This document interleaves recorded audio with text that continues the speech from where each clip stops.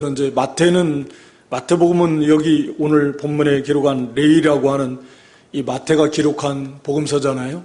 네. 그래서 거기서는 이제 세리 마태라고 이렇게 기록을 해놓고 있습니다. 그러니까 예수님께서 이 세리 마태 레위를 보시고 나를 쫓으라 하니까 모든 것을 버리고 모든 것을 뒤로 하고 그냥 모든 것을 남겨두고 모든 것을 떠나서 그런 의미거든요. 버린다라는 건 뒤로 하고 또 남겨두고 또는 떠나고 그리고 예수님을 쫓았습니다. 그러니까 이거 간단하게 이렇게 기록이 되었지만 누가 알지 못하는 분이 와서 나를 쫓아라 한다고 그걸 쫓을 사람이 얼마나 있겠습니까? 거의 없겠죠. 물론 여기 레위가 예수님에 대해서 밝히 듣고 여기가 지금 이게 이제 가버나움 그 동네 그래서 이 병도 고치고 예수님의 교훈도 듣고 전에 듣고 보고 그래서 예수님의 메시아임을 믿는 그 믿음을 이미 선물로 받았던 것 같고요. 예수님을 믿는 믿음이 있었. 그런데 이제 이 레위의 상태가 지금 세리라 그랬잖아요.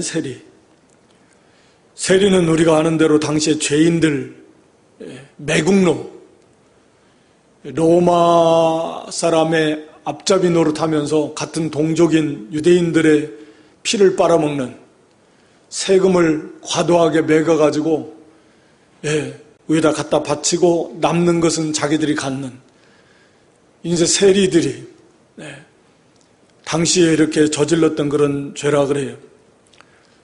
그러니까 이거 얼마나 이 죄인 취급을 하고 매국노 취급을 하고 그리고 같이 상대를 안 해주는 거죠. 창기와 같은 취급을 해버리니까 자기들끼리만 겨우 만나는 거죠.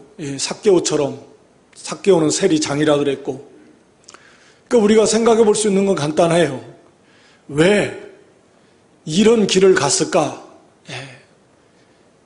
세리라고 하는 그 직업이 다 자기 동족, 형제, 친족, 이웃, 자기 민족 사람들로부터 다 손가락질 당하고 증오와 미움의 대상이 되고 죄인 취급받으면서 같이 교제하지도 못하고 그런 삶을 사는 그런 직업인데 왜 그리 갔겠냐 말이에요. 뻔한 거죠. 뭐 때문에 그랬겠죠? 돈 때문에 그랬겠죠. 그놈의 돈. 돈만 있으면 되니까 그래도 그 정도 욕을 먹는 것은 그래도 감수할 만하다. 그래도 돈만 있으면 다 보상이 되니까 대부분의 많은 사람들이 오늘날에는 다 그렇게 생각하지 않나요? 일하면 다 욕도 먹을 수 있고 누가 뭐라 해도 그래도 결국은 그 돈만 내가 모으면 다 보상이 될 것이고 거기에서 참된 행복도 있고 또 내가 돈을 벌면 누가 나를 무시하겠느냐? 아마 삭개오처럼 키가 작은 사람이에요. 먹고 살기 힘든데 이 돈만 벌으면 충분히 이 정도의 고난은 감수할 만한 가치가 있다. 돈이라고 하는 것이 충분히 그렇게 생각했을 것 같아요. 그러니까 이 세리라고 하는 이 직업을 얻기 위해서 노력을 했을 것이고 또 그 길을 갔는데 막상 가서 보니까 돈도 좀 많이 당시 이렇게 얼마나 힘든 환경 속에서 그렇게 돈을 벌고 때로는 그게 불이한 과도하게 세금을 매겨서 갖다 바치고 나머지는 다 착복하는 이런 피를 빨아먹는 것 같은 그런 물질을 쌓았고 그래서 어느 정도 부는 당연히 쌓았을 것 같습니다만 그것이 그렇게 좋았으면 예수님이 나를 쫓으라 할 때 그냥 결단하고 가겠습니까? 이게 그렇게 좋은데 관심도 없지. 관심도 없죠. 그런데 벌써 그 레이의 상태를 예수님이 물론 다 아신 것이고 그의 신앙을 다 아신 것이고 막상 그 길을 가보니까 이제 공허한 거죠. 돈은 좀 뭐 버릴지 몰라도 이게 사람이 사람 사는 것도 아니고 동족들로부터 죄인 취급당하고 뭐 안 봐도 그랬을 것 같아요. 비방하고 어떤 사람보다 뭐 침뱉고 택 뱉는 사람도 있고 같이 눈도 안 마주치려고 그러고 당연히 교제 안 하니까 식사 못하고 같이 뭐 말도 나눌 수 없고 그러니까 결국은 자기들끼리끼리만 하는 거고 양심이 괴롭고 자기 형제 동족들은 저렇게 힘든데 거기다 세금을 또 자기가 뭐 하기 싫어도 위에서 자기 상관이 있을 건데 얼마 부과해라 뭐 하는 거고 거둬라 하면 거둔 거고 그러면서 점점 이렇게 많이 괴롭고 양심이 괴롭고 그로 인해서 뭐 돈은 생각했던 것만큼 그렇게 뭐 행복하거나 만족하거나 뭐 즐겁지 않고 이게 뭐냐 그런 공허감을 많이 느꼈을 것 같아요. 그리고 이제 누가 뭐 어디 가서 받아주지도 않고 그런 이 삶이 이게 뭐냐 이게 참된 가치가 돈에 있는 줄 알았더니 그게 아니라 공허한 거죠. 채워지지도 않는 것이고 이러려고 내가 이렇게 욕먹으면서 내가 이 길을 걸어왔나 뭐가 남나 남는 거 하나도 없고 세상이 사실 다 그렇죠. 뭐. 많은 사람들이 돈 하나 보고 달려가던 말년에 가서 보면 다 대부분 그런 인간적인 후회도 많이 할 겁니다. 그런 뭐 다른 대안이 없으니까. 그러나 이 사람들은 복음을 들은 사람들, 메시아의 이 복음을 조상적부터 들은 사람, 그런 면에서도 큰 복을 받은 사람들이. 그래서 그런 메시아에 대한 소망을 두고 거기에서 참된 위로를 받고 거기에서 참된 삶의 가치를 찾고자 하는 그런 마음, 그런 자의 예수님에 대한 그런 복음을 들었고 그 예수님이 메시아임이 믿어지고 저분을 따르고 저분을 가까이서 섬기고 저분을 이렇게 같이 따를 수 있다면 얼마나 좋을까 그런 생각 좀 들지 않았을까요?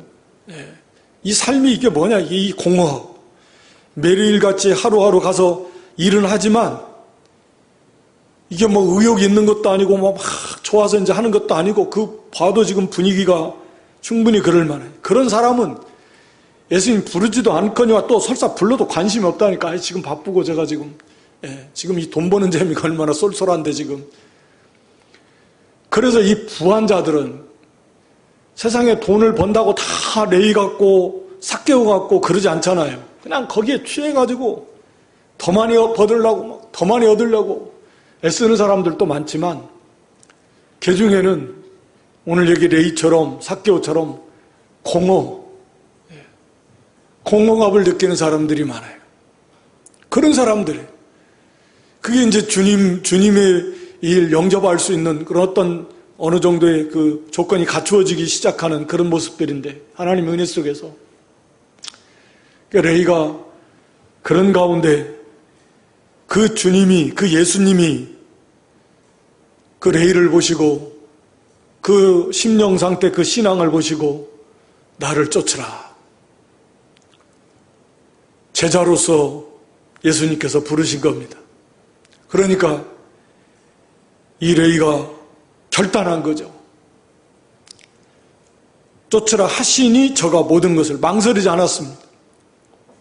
그만큼 그런 갈급함이 있었던 거고 현재의 삶에 대해서 회의가 너무 많이 들었던 것이고 이 삶이 뭐냐 이게 참된 가치가 어디에 있을까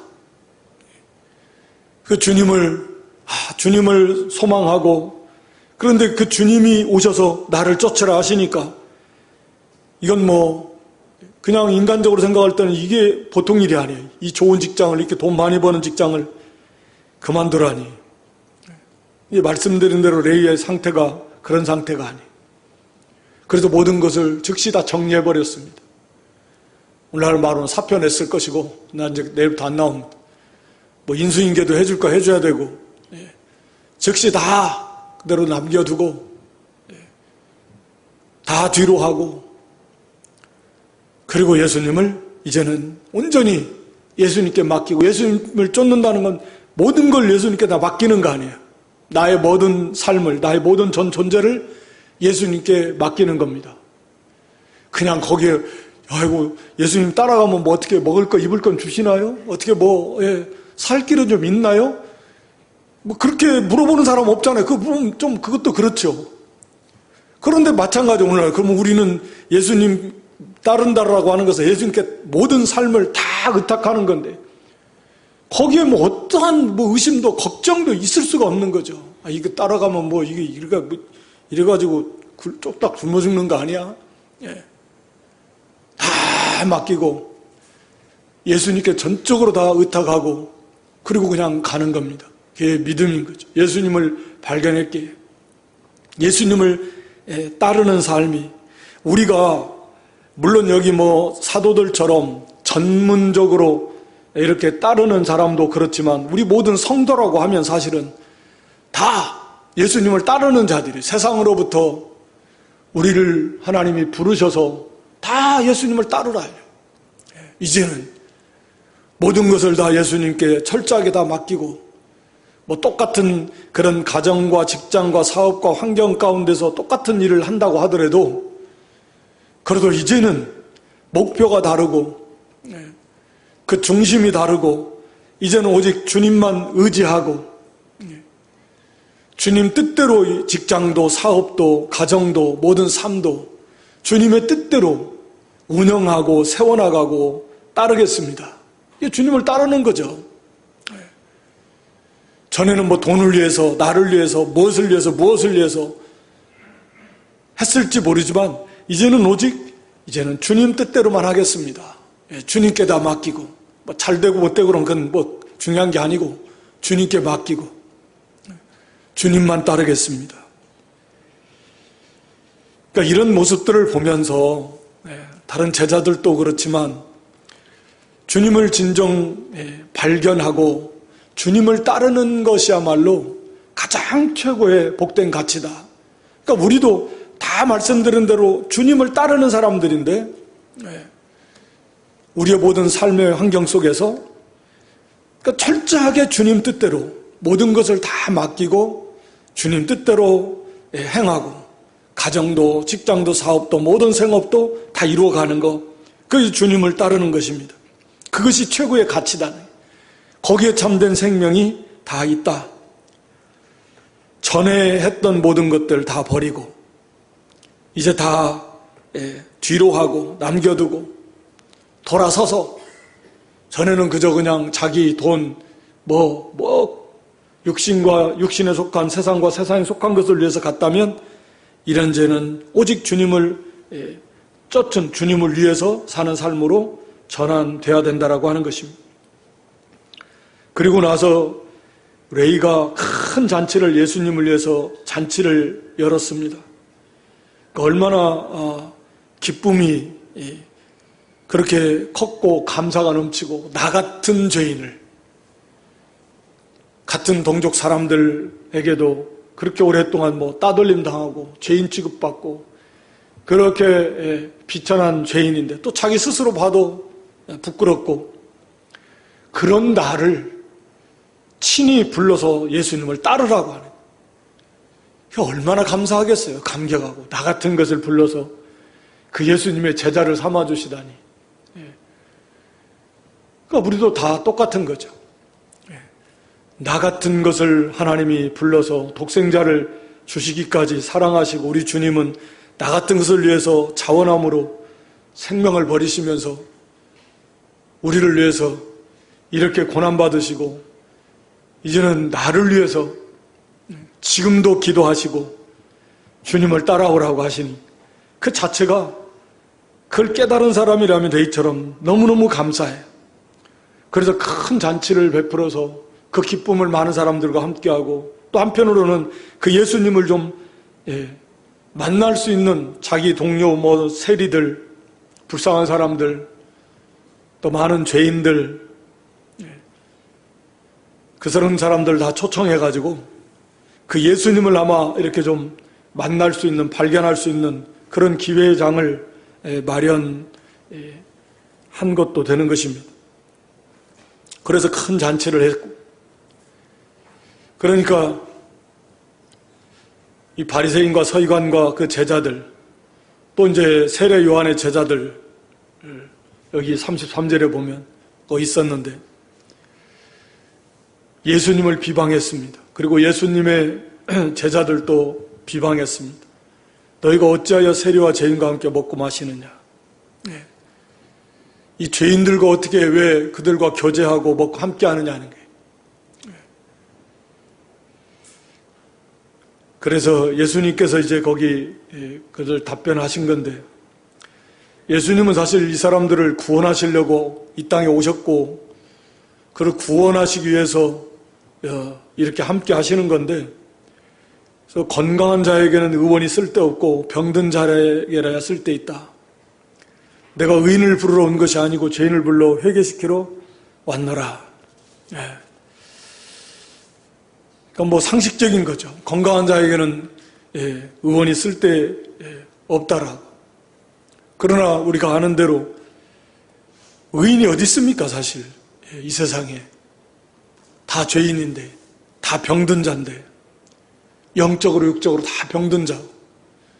완전한 의원이신 예수님, 우리를 살리실 예수님, 그 예수님 다 필요한데, 문제는 자기는 괜찮다, 나는 건강해, 그러니까 의원이 필요 없어, 나는 의인이야, 바리새인들처럼. 이런 사람들은 주님을 영접할 수 없다라고 하는 거죠. 주님을 영접할 수 없습니다. 그러니까 물론 자기가 병든 자다, 나는 죄인이다 라고 이렇게 고백하고 깨닫는 것 자체가 물론 스스로 그렇게 되는 것도 아니고 하나님의 은혜지만, 결과적으로 그런 사람들이 예수님을 영접하게 되는 것이고, 예수님은 그런 사람들을 구원하러 오신 것이다. 그러니까 바리새인이나 서기관 그런 사람들은 자기들은 건강하다네. 나는 건강한데 무슨 내가 의원이 무슨 필요가 있나. 나는 의로운데, 내가 죄인이 아닌데, 이런 사람들은 그런 예수님을, 메시아를 영접할 수가 없다라고 하는 것이죠. 그래서 마태복음 9장 13절에 보면 32절 말씀 앞에 내가 의인을 부르러 온 것이 아니라 이 말씀 앞에 뭐라고 하시냐면, 이제 구약성경 말씀을 인용해서 내가 긍휼을 원하고 제사를 원치 아니하노라 하는 그런 말씀이 무슨 뜻인가 배워야 된다. 이 말씀을 하시고 여기 32절에 내가 의인을 부르러 온 것이 아니요 죄인을 불러 회개시키려 하나, 이 말씀을 하신 거거든요. 그러니까 긍휼을 원한다. 호세아 6장 6절에 보면 내가 인애를 원하고 제사를 원하지 않는다. 그러니까 형식적인 제사, 사랑은 없고 긍휼을 없고, 이런 사람들 불쌍히 여기는 마음이 있어야 되는데 긍휼이 없다라는, 헤세드 구약의 개념으로 말하면 없어요. 자비가 없어요. 사랑이 없어요. 긍휼이 없어요. 하나님이 우리를 긍휼히 여기시기에 우리가 무슨 자격이 있습니까? 하나님이 그저 우리를 긍휼히 여기시고 불쌍히 여기셨기에 하나님의 그 자비, 그 긍휼하심으로 우리가 구원받은 거거든요. 그렇다고 하면 당연히 하나님 백성이라고 하면 그 긍휼이 있어야 된다. 제사도 물론 중요하지만 긍휼 없는 제사, 즉 사랑은 하지 않고 베풀지 않고 긍휼히 여기지 않고 그저 형식적으로만 제사하면서 그거 자랑하는 거죠. 내가 이렇게 했다. 우리의 모습 속에서도 사실 얼마든지 그런 것들이 많이 있습니다. 사랑이 먼저, 긍휼이 먼저죠. 하나님 우리를 먼저 사랑하신 것처럼 그의 부족함도 있고 연약함도 있고 무지함도 있고 잘못함도 있지만, 그럼에도 불쌍히 여기는 마음이 있어야 된다는 거죠. 긍휼히 여기는 마음이 있어야 된다. 그것이 없이 그저 자기들은 이렇게 자기들이 만들어 놓은 그런 그 여러 가지 조항들을 지키면서 자기는 잘한다 라고 이렇게 그래서 잘못이 없다라고 하는 사람들, 그 자체가 벌써 잘못이라는 거죠. 그러니까 긍휼의 하나님이시고 나는 인애를, 긍휼을 원한다. 우리가 예수님께서 마태복음 산상수훈에서 말씀하시면서 하나님 앞에 예배하다, 제물을 드리려다가 형제에게 원망 들을 만한 일이 있으면 중단하고 가서 그것부터 해결하고 와라. 그러니까 우리도 하나님 앞에 예배하고 하나님의 일을 위해서 일한다고 하면서 사람 간의 관계 속에서 긍휼을 베풀지 않고 사랑을 베풀지 않고 때로는 이렇게 상처를 서로 주고받으면서 그러면서 나는 괜찮은 줄 아는 것은 이건 지금 잘못된 거라는 거죠. 나는 긍휼을 원한다. 긍휼을 베풀지 않고 사랑을 베풀지 않고 드리는 그런 제사는, 그런 예배는 하나님이 안 받으시겠다. 진정으로 형제를 사랑하고 긍휼히 여기고 혹여라도 잘못된 것이 생각이 날 때는 즉시 그 문제를 해결하고, 그래서 형제의 관계를 회복하고 하나님 앞에 제사하고 예배할 때 그게 바로 믿음이고 그게 하나님이 기뻐하시는 것이고, 이건 이 사람들만의 문제가 아니라 이런 요소들이 우리 가운데도 있다라는. 그리고 사람은 보통 이런 것이 부패한 인간에 다 이런 성향이 있는 것 같아요. 자기에게는 한없이 관대하면서 또 자기 기준으로 자기가 옳다라는 거, 자기 기준이라는 거. 그래 놓고 그걸 가지고 다른 사람을 자꾸 판단하려고 그러고 그런 성향들이 다 있어요. 자기는 괜찮은 줄 알고. 그래서 우리가 하나님 앞에 나아갈 때도 하나님 원하시는 것은 특히 구약의 성경 여러 곳에 보면 상한 심령이에요.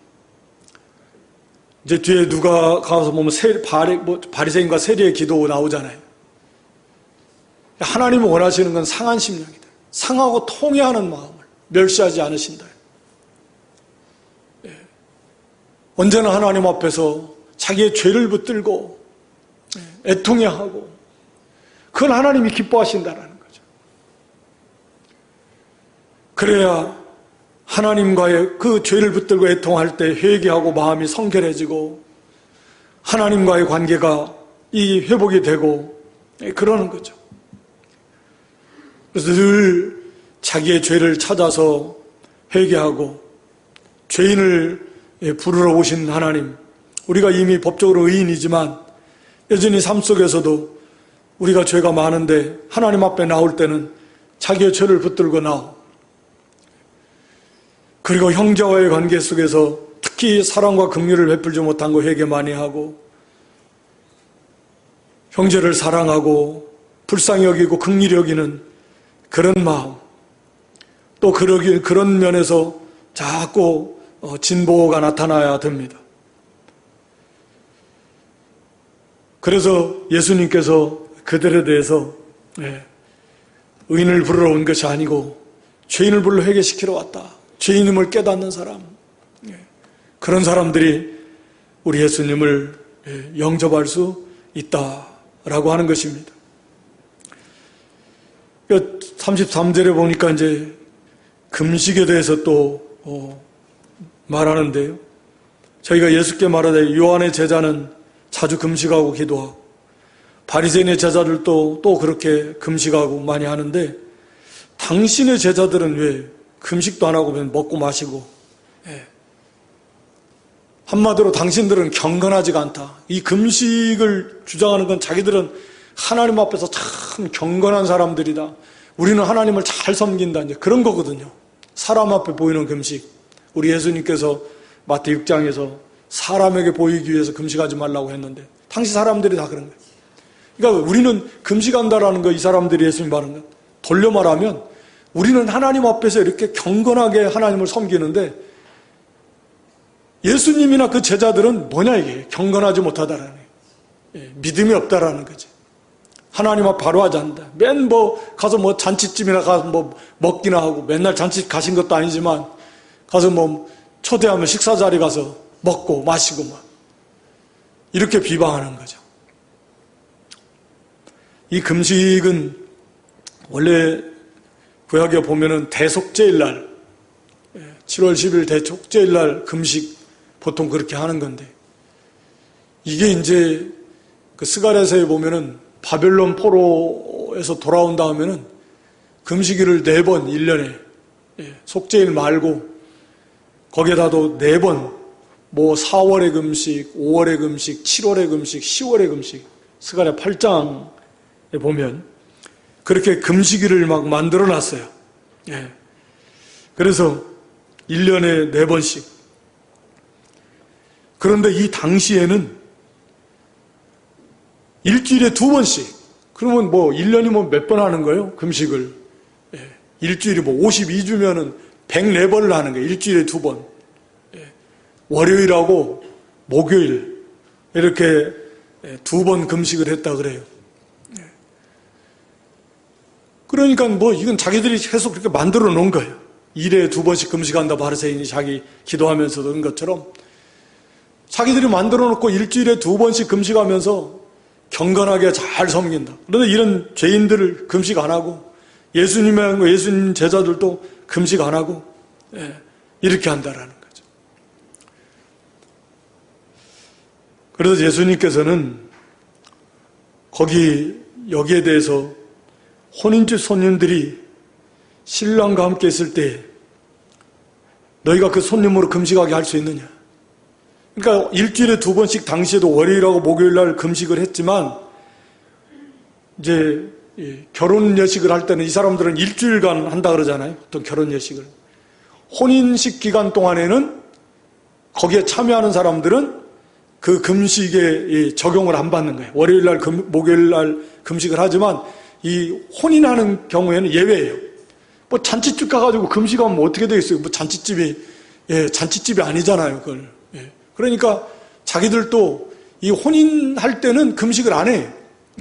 잘 아는 거예요. 다 뻔히 다 아는 거고. 예수님이 지금 그것을 들어서 지금 말씀하시는 거예요. 신랑과 함께 있을 때 그 혼인식 기간 동안에는 금식하지 않지 않느냐. 바로 지금 그와 같다라는 거죠.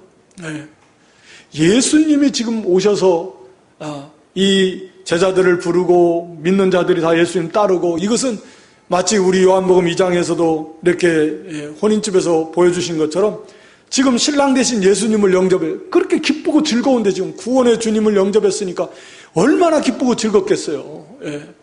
그래서 그 기쁨과 즐거움을 막 누리고 혼인집처럼 잔치집처럼 그렇게 주님을 섬기는 때지 지금 그렇게 막 금식할 때가 아니라는 거죠. 그래서 우리가 주님을 모시고 주님과 함께 그렇게 잔치집과 같이 기쁘고 즐겁게 주님과 함께 할 때는 그러나 그 날이 이르면 신랑을 빼앗길 때가 온다라는 거죠. 그러나 그 날이 오게 되는데 저희가 신랑을 빼앗길 날이 온다. 근데 그때는 금식해야 된다. 이 말씀은 조금 쉽지는 않지만 1차적으로는 하여튼 예수님께서 십자가에 잡혀가지고 십자가에 못 박히시고 그들이 예수님과 함께 할 수 없잖아요. 신랑을 빼앗긴다는 문자적 의미로서도. 그런 때는 금식하면서 이제 기도해야 되고 그 주님을 찾고 그럴 때다. 그러니까 우리가 신랑을 빼앗길 날이 온다. 신랑과 함께 있을 때는 그게 혼인집처럼 그렇게 기쁘고 즐거울 때 그때는 금식할 필요가 없지만 신랑을 빼앗길 때가 온다라는 것. 우리가 개인적으로나 시대적으로 오늘날처럼 시대적으로 또 모이지 못할 때 예수님을 마음껏 모여서 예배하지 못할 때 모이지 못하도록 강제로 막을 때 그런 핍박이 올 때 그것도 일종의 신랑을 빼앗긴 것 같은 시대를 만나는 겁니다.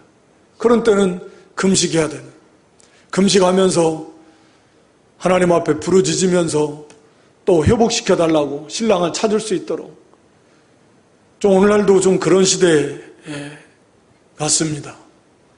어찌됐든 간에 코로나로 인해서 여러 가지 제약을 받고 자유롭게 모이지 못하고 이 신랑을 빼앗긴 것과 비슷한 그런 환경을 만난 거예요. 이런 때는 금식해야 된다. 뭐 내내 금식할 건 아니지만 이렇게 금식하면서 그만큼 간절하게 다시 찾아야 된다. 다시 회복할 수 있도록. 개인적으로도 마찬가지입니다.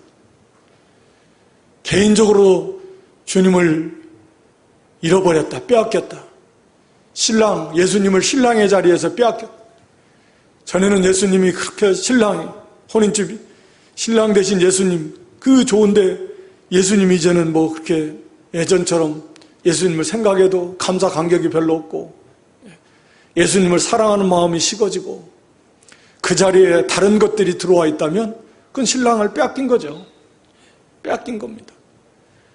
그런 때는 좀 개인적으로도 금식하면서 회개하면서 다시금 뜨거운 처음 사랑, 예수님을 뜨겁게 사랑했던 그 처음 사랑을 다시 찾아야 된다. 그런 때는 좀 금식하면서 좀 간절하게 찾아야 됩니다. 이 신랑을 빼앗겼는데도 그냥 때 되면 오겠지, 그러면 안 되잖아요. 좀 간절함으로 빨리 좀 찾아서 예수님 신랑 대신 예수님과의 그 복된 관계가 회복되도록. 그래서 개인적으로는 언제든지 그렇고 시대적으로도 마지막 때도 그렇겠지만 오늘날처럼 이렇게 모이고 싶어도 모일 수 없는 그런 환경을 만날 때는 그것은 신랑을 빼앗긴 때라라고 이렇게 우리가 생각할 수 있을 것 같습니다. 이런 때는 우리가 좀 더 금식하면서 회개하면서 좀 간절하게 찾으면 좀 이제 찾아지는 거죠. 예수님과의 관계가 회복이 되는 거고, 그 감사와 감격이 좀 회복이 되고, 사랑이 좀 더 뜨거워지고, 예수님이 더 좋아지고, 그런 것 아니에요. 그 관계가 회복이 되는 거예요. 그럴 때 좀 금식하면서, 그렇게 금식하는 거예요. 또 이제 뭐 우리가 이사야 58장에 나온 대로 참으로 이런 자기의 잘못들을 붙들고 애통하면서 회개하면서 그렇게 금식을 해서 참된 회개 열매를 맺어나갈 때 그러려고 금식을 하는 것입니다. 그저 그냥 습관적으로, 형식적으로, 의식적으로 그렇게 금식하는 게 아니라는 거죠. 그러니까 당시 사람들은 그런 의식, 그 의식에 잡혀가지고 그거 자랑하고, 내가 이렇게 금식하고, 내가 며칠 금식하고, 이거 자랑하고, 사람들에게 보이고, 뭐 그게 무슨 의미가 있냐. 그래서 그런 것들은 하나님이 원하시는 그런 금식이 아니다 라고 하는 것입니다. 그래서 오늘날 우리 개인적으로도 내가 우리 예수님과 그런 신랑 대신 예수님, 신랑으로 모시고 그렇게 가장 사랑하고 그렇게 기뻐하고 그렇게 친밀한 그런 복된 관계가 유지가 되고 있는가? 아니면 예수님 빼앗기고 멀어졌는가? 이런 것들을 좀 살피면서 그게 쉽게 잘 회복이 안 되면 그때는 좀 뭐 하루에 한 끼라도 뭐 금식할 수 있으면, 지병이 있는 분들은 안 되죠. 갑자기 뭐 쇼크가 온다든가 뭐 그래 어렵지만 하여튼 간에 그만큼 간절함으로 찾아야 됩니다. 찾아서 예수님 그 신랑의 자리에 다시 모셔야 돼요. 그리고 말씀드린 대로 오늘날과 같은 신랑을 빼앗긴 것과 같은 이렇게 제재를 받으면서 이 모이고 싶어도 모이지 못하는 이런 그 신랑을 빼앗긴 것과 같은데 교회들이 많이 이렇게 금식하면서 회개해서 주님을 찾을 때다라고 하는 것입니다. 그래서 여기에 대해서 그 헌옷과 새옷, 또 포도주, 새 포도주 비유를 거기 말씀하고 있는데, 새 옷에서 한 조각을 찢어가지고 낡은 옷에 붙이는 자가 없다.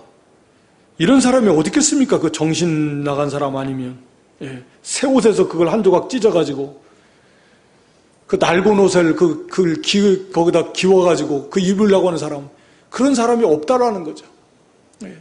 이건 거의 이게 있을 수 없는 일이라는 거죠. 그러니까 예수님이 하시는 이 일은 이 새 옷과 같이 또 새 포도주처럼 새 옷이 탄력이 있잖아요. 헌 옷은 뭐 탄력도 다 없어가지고 낡아지는 건데 예수님이 하시는 이 복음으로 하시는 이 구원운동, 생명운동은 이 새 옷과 같고 새 포도주와 같은데 이것을 가지고 그 옛날의 그 구약의 의식, 그 형식의 틀에 그걸 집어넣는다고 하는 건 그건 말도 안 된다라는 거죠.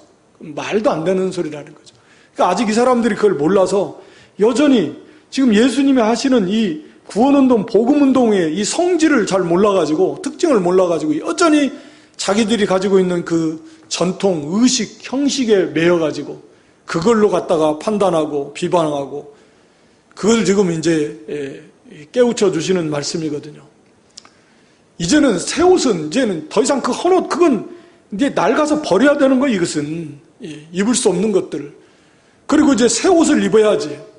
아니 새 옷을 입을 때인데 새 옷을 찢어가지고 그 헌옷을 입겠다고 헌옷 기어진 것을 기으면은 그게 기워지겠냐? 결국 그 옷도 다 헌옷도 다 찢어지고 새 옷도 버리게 되고 이게 말도 안 된다 그 말입니다. 새 포도주를 낡은 부대에 넣으면 되겠냐? 포도주도 버리고 또 그 낡은 가죽 부대도 팽창하는데 그 뭐 신축성이 없으니까 낡은 것은 터져버린다는 거예요. 새 부대에 넣어야 포도주가 계속 발효하면서 팽창할 때 이 새 부대도 신축성이 있으니까 그걸 감당할 수 있다라는 거죠.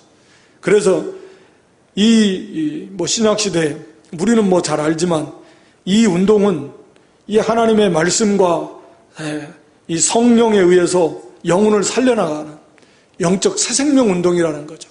과거의 그런 의식과 뭐 인본주의 또 형식주의 율법주의 이런 것들의 틀에 얽매여 있어서는 안 된다는 거예요. 그것을 적용시켜가지고 거기에 또 집어넣으려고 하면 그것도 안 된다는 거죠. 생명의 역사는 죽습니다.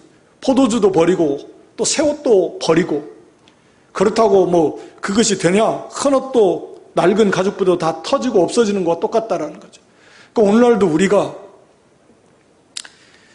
영의 새 생명의 운동에 즉 말씀과 성령으로 이뤄나가는 이 영적 생명의 운동 이것을 어떤 인본주의, 수단과 방법, 의식 이거에 자꾸 이렇게 얽매이려고 하면 이 생명의 역사는 중단되고 만다 라고 하는 것이죠.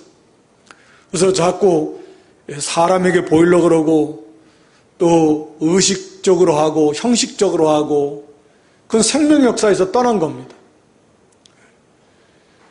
늘 하나님의 말씀과 성령에 의해서 우리가 자원함으로 사랑으로 감사함으로 기쁨으로 우리가 하나님을 섬기고 형제를 섬기고 또 이렇게 사랑하고 복음을 전하고 이게 계속해서 생명의 역사가 커가는 역사인데 이것을 그냥 수단과 방법과 어떤 의식과 형식의 틀에다가 자꾸 적용하려고 하면 결국은 생명의 역사도 중단되고 그것도 안 된다라고 하는 것을 말씀하고 있는 것입니다. 그러니까 인간의 어떤 자꾸 의식을 가지고 사람들에게 보이려고 하고 그걸 가지고 자기를 드러내려고 하고 그거 다 의식과 형식이거든요. 신앙생활을 그렇게 하면 안 된다. 오직 언제나 우리가 하나님 앞에서 이 말씀과 성령의 은혜 속에서 이 자원함으로 사랑의 세계 속에서 감사함으로 자원함으로 기쁨으로 하는 거예요. 그렇게 해서 우리가 주님을 섬기고 그러다가 우리가 주님을 신랑을 빼앗기면 멀어졌으면 감동도 없고 감격도 없고 사랑도 식어지고 그러면 그건 벌써 신랑 빼앗긴 줄 알고 철저하게 좀 금식까지라도 하면서 좀 회개해서 찾고 시대적으로 이런 아픔을 만났는데 우리가 이런 때라도 좀 금식하면서 어떻게 하든지 회복시켜달라고 다시 주님을 이렇게 자유롭게 만나고 가까워지고 섬길 수 있는 그런 이제 은혜를 베풀어 달라고 기도해야 됩니다. 오늘 여기 레이를 부르신 사건을 통해서 결국 육신의 욕심, 물질을 쫓아간 삶이 허망하다라는 거죠. 우리는 뭐 지식으로 다 아는데 레이나 삭개오도 다 그래 그 길을 갔지만 결국은 헛것이에요. 거기에 자기가 바랬던 것이 하나도 없다라는 걸 깨닫는 하나님의 은혜죠. 우리가 혹여라도 겉으로 하나님을 섬긴다고 하면서도 여전히 그런 물질을 추구한다고 하면 돌이켜야 됩니다. 헛되다라는 거죠. 그리고 온전히 모든 걸 다 뒤로 하고 주님만을 따르는 삶, 주님의 뜻대로 가정도 직장도 사업도 모든 삶의 모습 속에서 주님의 뜻대로 하는 거예요. 그게 생명입니다. 거기에 참된 가치가 있는 거예요. 살아도 죽어도 먹든지 마시든지 무엇을 하든지 오직 하나님의 영광과 주님을 위해서 갈 수 있는 그런 믿음, 그리고 언제나 우리가 상한 심령을 가지고 늘 주님 앞에 나아가는 그런 신앙, 그리고 진리와 영감으로 이 새생명운동을 우리의 신앙생활을 영위해 나갈 수 있는 그런 저와 여러분 될 수 있기를 주님의 이름으로 축원합니다.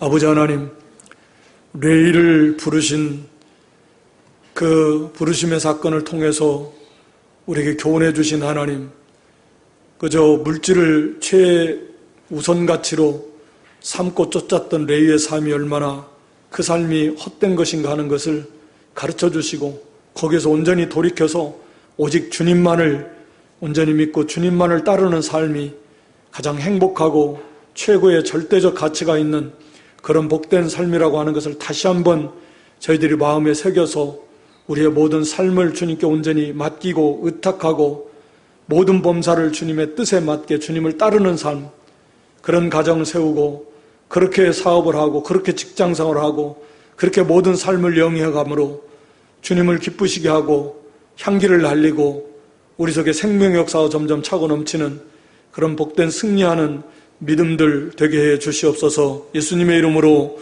기도드리옵나이다. 아멘.